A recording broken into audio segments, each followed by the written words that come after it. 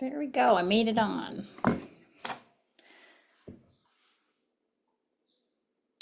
Just let me know that you can hear me if you're here with me. Lorraine, can you let me know if you can hear me? Just give me a thumbs up.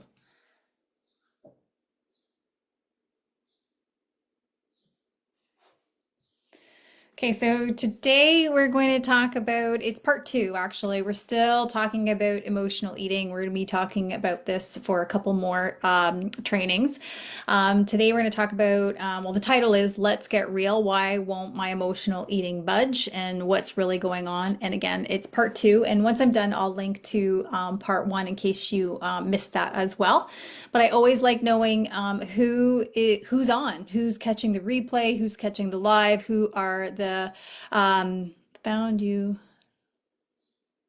super. So let me know if you're here live or if you're here on the replay. And I always like knowing who the imperfect action takers are that are not only just tuning into the trainings, but are actually, trying to implement some of the tips and tools and strategies that are provided in the trainings too.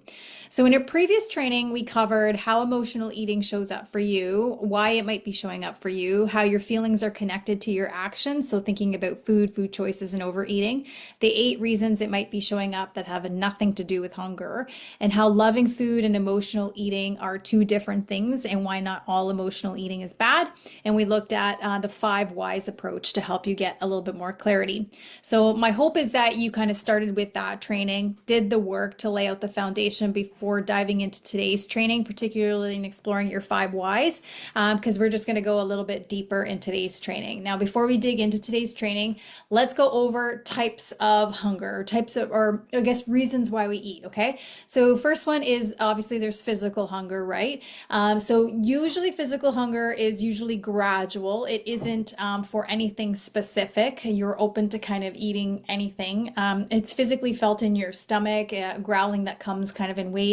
It's easy to satisfy with a normal amount of food, so you don't have the need to kind of overeat, and doesn't make you feel bad about yourself. So you're just responding to a physical need that your body is showing you. Typically, women will, well, in my coaching history, here's what most women are disconnected from their bodies. So what they're able to express is when they feel hangry and when they feel stuffed.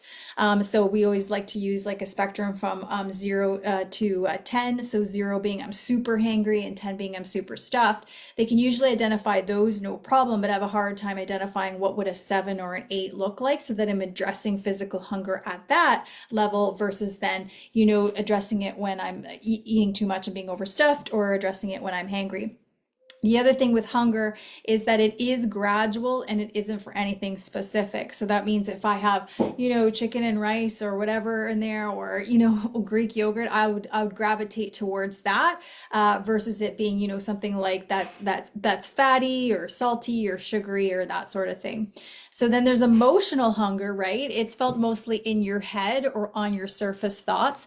Now that one's a little bit tricky because sometimes there is a combination of that physical thing, because we know that our thoughts can send signals to our bodies as well. And sometimes we don't want to go to that emotional space, so we kind of deny that there might be thoughts or feelings associated with it. But there's a sharp craving that ends to be like, you want something like something specific, right? You can be fixated on a specific food. It could be like a taste or a texture. It's hard to satisfy. It often leads to eating until really full, and may trigger feelings of guilt, let's say self-loathing, regret, or shame, for example. So with the emotional eating, it's something specific. It's usually intense, right? It feels like it's a relentless thought, like you can't get out of it. And even if, let's say, I had an intense craving for chocolate, but I'm trying to be really good, and therefore I'll go make a chocolate protein shake or chocolate protein balls, it feels like you could eat a number of those, because it feels like you're never getting to the actual craving. You're never getting to feel satisfied. And often there's like a residual of feelings, like we talked about in that first training. So those are the two big ones, physical and then there's emotional, right? And like I said in the first training, to say that we're only going to eat when we're physically hungry is not true. And to say that we're never going to eat when it's emotional is not true. And to say that all emotional eating is bad is not true either. We also mainly because of time. So this one comes up because you feel like you should eat because, it's lunchtime or it's dinner time, for example. Or some clients will identify future eating. I'm going to be away all day, therefore I should eat just in case I get hangry or I get caught up, being away for too long. So that's time-based eating. So it really doesn't have anything to do with hunger. It really doesn't have anything to do with emotional. It has everything to do with maybe that's just the way your breaks are set up, or it's like I should eat talk, or it's future eating. There's a psychological, so protect ourselves, to seek approval from others, comparison, expression of love, or coping. So protect ourselves, you think about the 8 reasons, the fear that we talked about. You seek approval from others is I'm going to eat this because it's what everybody else is doing, or I don't want anybody to judge me or what have you. Or comparison eating is because you're eating that salad, that boring ass salad or whatever, because you don't want anybody to judge you, or they know you're on a diet, for example. Or it's expression of love, like I've talked about my mom, is that's how she shows that she loves. Or it's your way of coping, let's say with stress, which is also a sign of emotional eating too. And then our environment. So the people around us, you're around food pushers, there's cues, there's triggers. It's a way of social bonding and that sort of thing. So there's kind of the different reasons. So you can think about, so when you think about like, hey, I got to tap into willpower or motivation or what have you, it's like you can see, well, yeah, sure, you might need to tap into that, but let's go a level deeper. Is like, why am I eating this? Is it because I'm physically hungry? How do I know? Is it because I'm emotionally eating? How do I know? Is it because of time-based eating? Is it because there's something psychological going on, or is it because of the environment that I'm in? So let's dig in. So the first one that I wanted to talk about was boundaries. To start, if your goal is to eat differently this year or right now or this season, via putting some boundaries around certain foods or physical behaviors, would it be possible I'm going to go on a limb. You might have the wrong goal, right? So after coaching women for 14 plus years, it isn't usually a lack of boundaries or goals around food per se. So here's what it's kind of really about, is one, understanding that health and weight loss are 2 different things. One doesn't necessarily lead into the other. We often think weight loss first, then health. So we often think, okay, well, I need to lose weight for better health, but the way we do it doesn't necessarily give us healthier outcomes. If I'm constantly eating protein bars, protein shakes, protein chips and that sort of thing, what health impact does that have on me? If I'm constantly thinking about restricting my food to lose weight, and that increases my stress levels, knowingly or unknowingly, what does that do to my health? And those are just 2 examples, right? So we often think about weight loss and health being 2 different things, but really we need to look at them. How do we do them together, right? That we also understand that we're feeling beings. We have, they say, over 60,000 thoughts per day, and we aren't choosing an approach that considers our thoughts and our feelings. If you think about that, we have 60,000 thoughts on your day. No wonder making decisions, you become tired of it, decision fatigue. No wonder, if you're not practicing something when you're thriving, how are you going to access it when you're surviving, when things are super messy, right? And then you think about those thoughts, how many of those thoughts are on auto repeat? I should be losing weight. I should be eating this. I should be getting out to a walk, for example. And so we aren't giving, if we have 60,000 thoughts, it's no wonder we get tired of or have a hard time following the meal plan, eat this at this time, drink this shake or whatever, only eat this, for example. No wonder we have a hard time doing that, is because we're not considering that we have thoughts and feelings. Number 3, we're more mindless than mindful, and that leads to kind of these on the bandwagon, off the bandwagon approaches, is because, well, if you think about, we have 60,000 thoughts in a day, a lot of them go unconscious, right? I don't know how many decisions I've already made, and it's only noon right now, but you think about all that, and then you think about, okay, so now I got to be mindfully eating. I got to eat slow. I got to eat to 80% full. I got to prioritize my protein, eat my vegetables, and drink my water. A lot of that is flying under the radar because we're having so many ruminating thoughts, so many thoughts thinking about so many things, making so many micro decisions that it leads to us being mindless. I don't know how many women I've tapped into your DMs and you've told me, I'm just too busy to pay attention to these trainings. I'm just too busy. Even though I have these goals, I'm just too busy. Well, that leads to more mindlessness versus mindful. Number four, we are hard on ourselves, the self-judgment about what we should or could be doing, or what is not okay or unacceptable, or even positive ones like, it was a good day, I had perfect eating, I did everything right today. Things like that around our body or food or exercise, which kind of creates this bad versus good thinking. And when we value the good or perfect, well, then you can't exist without wrong, right? So, and that after coaching again for so many years, that's a really big one. Is there's a lot of shoulds, there's a lot of coulds. Often when I reach into DMs, that's what I'm hearing from women. Or it's not okay, it's not acceptable, right? Or it's praising, I had a really good day, I had perfect eating, I did everything right. And we're only praising the good or the perfect. You also assume that there's somewhere in those 60,000 thoughts a day, you're also thinking about the things that are wrong or not right or less than perfect, right? And then using a shortcut to get us to the long-term lifestyle we want. Not very often is the shortcut going to lead into the lifestyle. So you do the shortcut, you get to where you want, but then you're left stranded as to what do I do now to then transition into maintenance or to creating the lifestyle I want. And perhaps the goals need to be around that versus boundaries. I'm just going to throw it out there. What do you think? Is that a thumbs up? Is that a heart? Is that a like, I'm thoroughly confused, right? Is because oftentimes when I mean boundaries, we say, I can't do this. I have to do this. I should do this. I shouldn't do that. I could do this. I can't do that. And we think about the foods that we must eat and the things that we must do or what have you. So, or the foods that are off limits, for example, or the kind of exercising we have to do. We think about that. And really what we need to think about is boundaries, or goals, those kinds of goals, right? Understanding that health and weight and the difference there, that we're feeling beings and we have lots of thoughts, that we need to look at mindlessness versus mindfulness, or mindfulness versus mindlessness. And then, how hard we are on ourselves and how we judge things as right or wrong, and using shortcuts to feed into a long-term lifestyle. So when you think about your past approaches to feel good, to lose weight, to get your energy back, did they factor those 5 things in? And you can get really curious about that, because a lot of women will say, I've tried everything and nothing works. But if you're actually taking the time, again, to be mindful here and look at those 5 things, you can be like, well, out of those 5 things, no, none of my diets have ever looked at that. Or, maybe only one has, or maybe only one of the 5 is only been prevalent there. So when you think about your past approaches to feel good, lose weight, get your energy back, did they factor these in? So how is that connected to emotional eating?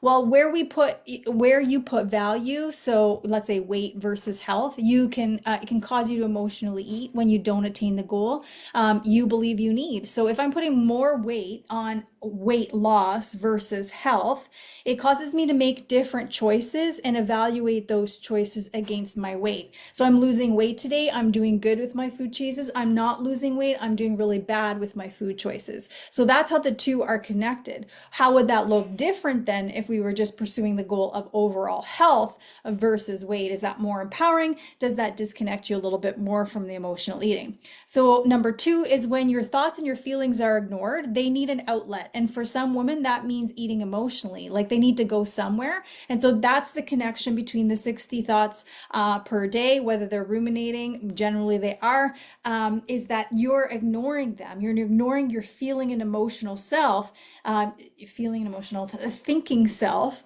You're not giving it an outlet. And so then it has to come out some way. I think about like if I kept sweeping dirt underneath the rug, eventually I would have a pile, right? That it would no longer lay smooth, for example. And that's kind of what we're doing, is we keep sweeping it, and now the pile's getting bigger and bigger. And so because it needs an outlet, we're choosing to eat, for example. Number 3, when we're mindless, we react to every single emotion and thought we have, and never give ourselves space to kind of sit with those feelings and thoughts or reflect on them. Instead, we eat. And so basically, it's like we have a thought, we have a feeling, and it's like there's no space between that and what we do or don't do. So I feel angry, I eat. I feel stressed, I eat, for example. And that's the connection between emotional eating. The other thing is that we believe every thought and every emotion that we have, right? And so then we act in accordance to it. If you wanted to make this into a lifestyle, then can I be the kind of person who acts more on evidence, for example, or builds up that evidence, but also doesn't need to act on every feeling and thought? So for example, when you have the thought that says, I am lazy, right? Is do you have to then act on every single thought, or can you still do what the opposite of a lazy person does, even though you've had that thought? That's how you start building some of the evidence. And number four, when we are hard on ourselves or judging what we did perfectly or what we did that was bad, that creates more emotional eating. If I'm already bad, then I might as well be badder, for example, right? Or if I'm doing perfectly, then it sets up more of those boundaries, more of those restrictions, right? Because it's how much more perfect can I get? And when we use a shortcut versus a long-term lifestyle approach, we revert back to old patterns because thoughts and feelings are always there. Again, I'll use the example of a computer, right? Is if I was trying to talk to you right now on my Commodore 64, yes, I'm dating myself. If I was going to talk to you on my Commodore 64, what would that look like, right? And a lot of us are operating with Commodore 64 software trying to do what my MacBook does now. And those two things don't work. So then you're on the bandwagon and then you're off the bandwagon because why? Your software hasn't been updated. It isn't at pace or at par with the actions you are taking or want to take. Is that making sense? Give me a thumbs up if that's making sense there. So you can see that boundaries then, could it be possible you have the wrong goal is rather than goals, we need to think about boundaries or maybe guidelines or parameters, for example, and the connection to emotional eating. The next one would be bandwagon. Now, some women will say I'm in control of my emotional eating when I'm on the bandwagon, but as soon as I fall off, there I go back to old patterns, intense feelings, or sometimes numbing feelings and old habits. So let's just talk about the bandwagon, right? The only time a person ever falls off the bandwagon is when there is a bandwagon to fall off of, right? So what is the bandwagon? It's generally a set of rules or ideals or beliefs about food and even exercise that we let determine how we feel about ourselves. I was great with food yesterday and today I suck, right? That's an example. And there is where the bandwagon kind of derailment starts to happen. We're on the bandwagon when we're on plan, but lose control when life throws curveballs or let's say emotional stuff comes up. We kind of like fall off the bandwagon, right? We're on the bandwagon when we have a goal, like a certain number on the scale, a trip, a wedding, but then we fall off the bandwagon when there isn't a goal or we didn't meet kind of like a goal that we set in an expected kind of timeline. So if you hear yourself say, I fell off the bandwagon, you got to ask yourself, what wagon am I trying not to fall off of, right? That's a really big question. What wagon am I, or wagons am I trying not to fall off of? Where am I judging my performance, let's say, with food? And where did I draw an imaginary line of not okay around food? So when we want to ask those questions, because the falling off the bandwagon is not the problem, it's the bandwagon itself. Does that make sense? Does that make sense? Just give me a thumbs up and let me know you're hearing it. It's making sense. It's not falling off. It's the actual bandwagon itself. We got to figure out how to get rid of the bandwagon so that it never stops by. Another example would be someone would say like, I'm on the struggle bus today. And so it's how do you get the struggle bus from not pulling up to your house? It's not the fact that there exists a struggle bus. It's how do I get it so it doesn't stop in front of my house? And can you see how that can be the connection to your feelings? How that can connect emotional eating on the bandwagon, off the bandwagon, how those two things might go together. We often put way more attention on the things we are doing and not doing versus the feelings that make us not do the thing or do the unwanted thing, right? On the flip side, we act on every single feeling. Unmotivated? Don't work out, don't meal plan, right? Can I be the kind of person that even though I'm unmotivated, that I can move my body? I might not do that 1 hour workout, I might not lift heavy, but can I move my body? And even though I feel unmotivated, can I be the person who does the opposite thing and still eats properly, prioritizes my fiber and my protein and drinks my water, for example? So we've covered kind of this idea of boundaries, right? And the connection between that and emotional eating. And now we've covered this idea of the being on the bandwagon, off the bandwagon, and how that's connected to your emotional eating. And it really has nothing to do with being on and off the bandwagon. It has everything to do with the bandwagon existing or pulling up in front of your house in the first place. So the other one would be replacement instead of feelings. So the other thing women often do is they try and replace like a replacement or replace emotional eating with some other like coping mechanism. The reason why this rarely works over the long haul is because it tends to be restrictive again and rely on willpower to work. And when you are emotional, feeling intense feelings, confused by the feelings, fatigued, or trying to like numb or suppress those feelings, you're not going to tap into willpower in those moments. It's just not. It's wishful thinking, and it's what gets you deeper into the hole every single time. So additionally, when you tell yourself not to do something, example, don't eat emotionally, do something else instead, food often becomes like kind of like more seductive, like the toy you're not supposed to touch. Resisting just makes you kind of more obsessed. It increases the intensity and the frequency of those thoughts, which leads to different feelings. And because we have those feelings, it makes us do something, which in this case makes us eat emotionally. So lastly, when we choose something else instead, we imply that emotional eating is wrong or not allowed or a valid choice. One thing that I coach my clients to do is if they're in this thing of emotional eating, not only we're digging into understand, what are the thoughts, what are the feelings, and then we practice giving it some space, but it's also about, okay, well, if you're going to feel the thing and you're going to eat it, like we're just going to allow to eat it, but we're going to eat it mindfully. You're going to sit at a table, you're going to eat it slow, and you're going to enjoy it, and we're going to see how that feels.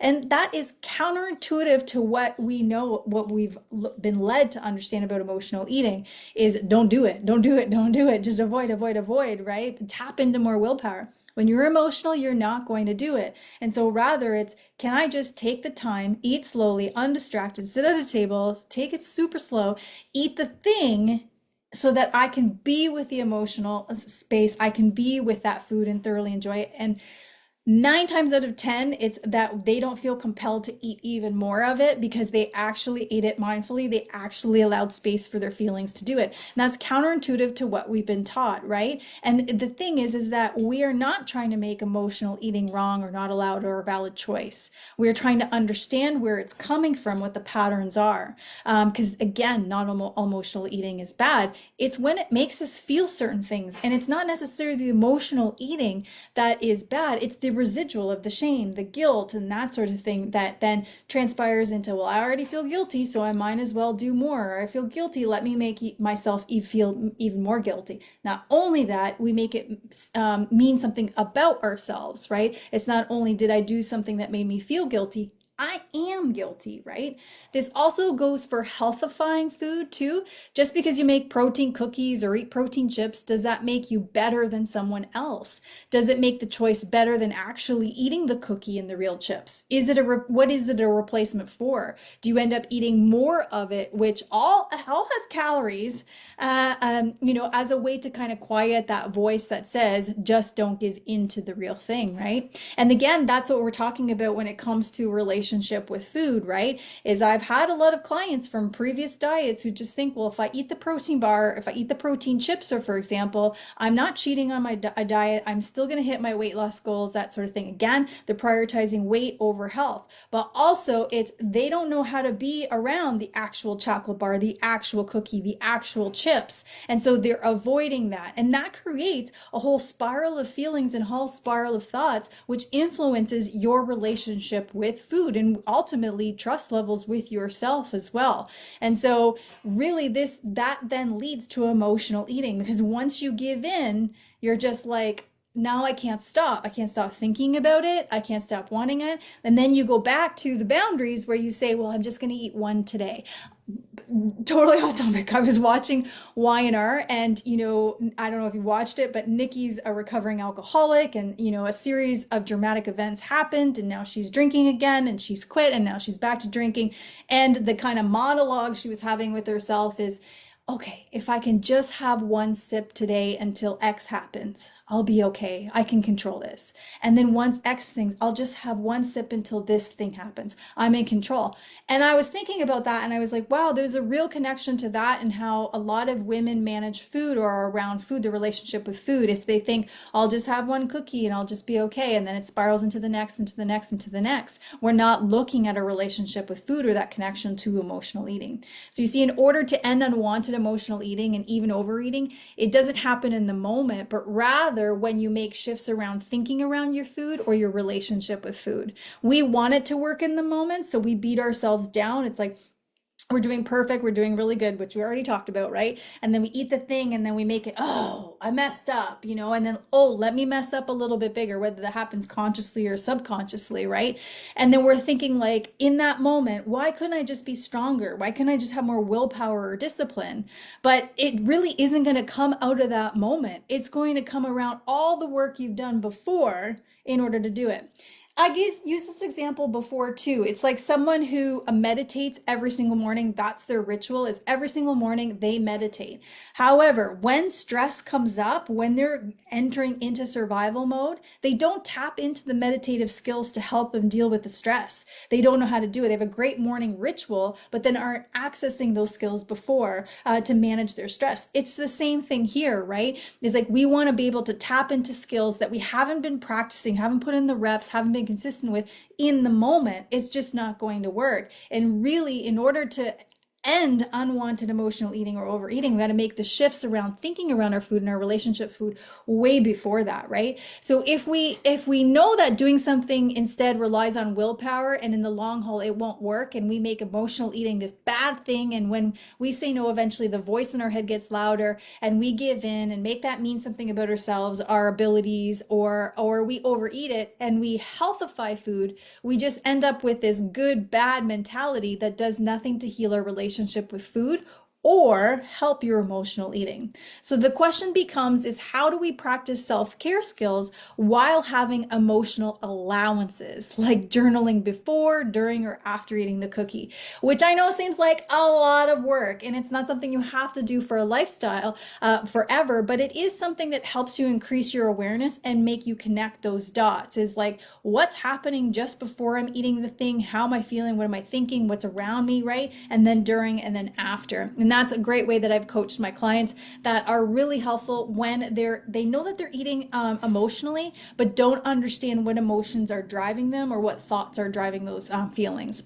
The other one would be the illusion of control. So let's look at, I want to look at this idea of control, right? Unsurprisingly, emotional eating is usually triggered by some underlying emotional trigger, right? Working towards addressing these triggers may certainly lessen emotional eating, but it's really unrealistic to think you'll never eat only for fuel and nothing else at all times, right? Food is biologically designed for pleasure, and as such, it will probably be eaten for enjoyment or self-soothing sometimes, no matter how well you're managing underlying emotions. I will be the first to say that it happens still to me, right? Is like chocolate covered jubes last week happened twice because of stressful moments or low mood moments. And the difference between that and before is, one, I can catch myself earlier, so I don't need as much. It doesn't happen as frequently. I am fully present and aware for it as well. So it also helps me not make meaning of it, meaning it doesn't mean that I'm a failure or that that it's going to get into that fear cycle of, oh, I've done it once, now it's going to happen more frequently and more frequently and more frequently. I've been through enough cycles of emotional eating to have enough evidence to say I'm not going to get stuck in that cycle. But to say that I never emotional eat would be a complete lie.